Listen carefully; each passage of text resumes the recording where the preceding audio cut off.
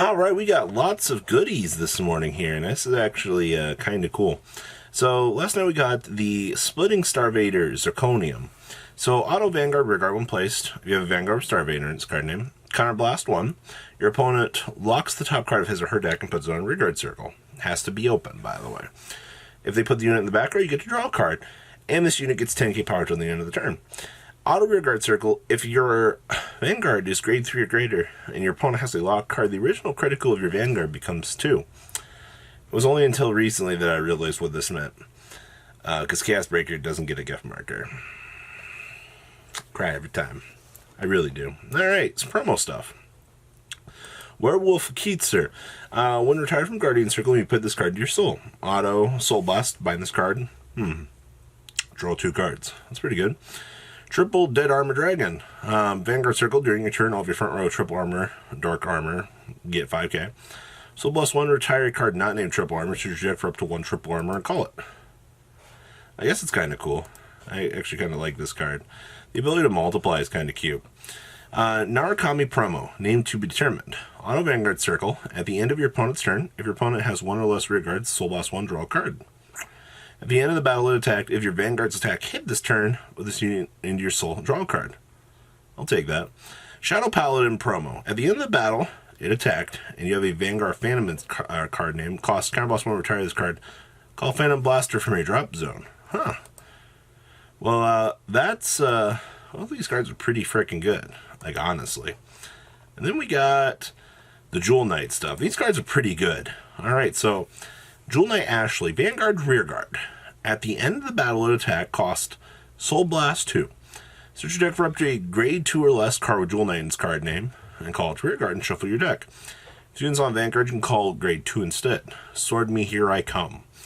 Vanguard Rearguard, when your unit is placed on this unit's circle, cost Counterblast 1, that unit gets critical +1 until the end of the turn. Huh. That's pretty good. Explode Jewel Knight Lolly. Okay. Lali. Auto Rearguard Circle. When it attacks, cost put 2 normal units from your drop zone on the bottom of your deck in any order. Soul Blast 1, this unit gets 5k power until the end of that turn. And then Auto Vanguard Rearguard. When your unit is placed on this unit's circle, that placed unit gets 10k. So you ride on top of it, you get 10k power. We'll take that. Charging Jewel Knight Mordvitas. Act Rearguard. Cost Counterblast 1, put a normal unit from your drop zone on the bottom of your deck. Soul Charge 1. One of your Jewel Knight units. One of your Jewel Knight units in its card name gets 5k power till the end of the turn. Then Vanguard Rearguard. When your unit is placed on this circle, draw a card. That's really freaking good. The free draw 1 on the right on top of this is so good. Especially like if you call over it floats. That's like the best value.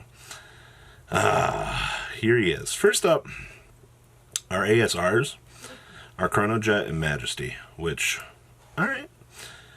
So, Chaos Breaker Dragon doesn't have the Force symbol. I'm so disappointed by this. But, in terms of premium design, I get it. You really couldn't do that. Alright. So, Chaos Breaker Dragon. Continuous Vanguard Rearguard. Oh boy. During your turn, if your opponent has a lock card, this unit gets 10,000 power. Well, that's pretty cool. Act Vanguard, once per turn. Counterblast 1, your opponent gets an imaginary gift force, and you choose one of your opponent's rearguards and lock it. Huh. This card gives your opponent force markers now. I'm not quite sure how I feel about that. Auto Vanguard Circle. When your opponent's locked card is unlocked, cost Soul Blast 1, retire one of those unlocked units. So it's any time. So typically you can do this during the end phase. Alright, so Soul Blast 1, unlock 1. You draw a card, and then your opponent removes 2 or more markers from his or her circles of protect. Yeah, from his or her circles, or protect from his or her hand. And then they get an imaginary gift force for each marker removed. Alright? So you get a retire 1, draw 1. Your opponent gets 2 force markers, which are probably going to put them on their Vanguard, so that they can basically swing at you. But this card is pretty freaking good. Standard's freaking out right now about this. For premium, is this a good power-up? I am curious about that. It doesn't really matter. I guess they can allocate the markers wherever they want them, but this card's pretty good, all things considered. So, what do you guys think? Please, leave a comment down below. Tell me what you guys think about these new cards. The balancing issues are interesting with this, but I look forward to hearing what you guys think. I'll see your beautiful faces later on in the day. Peace out, guys. Thanks for watching today's video. Check out tradingcardmint.com down below in the description. Enter MCOL40 on checkout. Save a little bit of money on your purchase.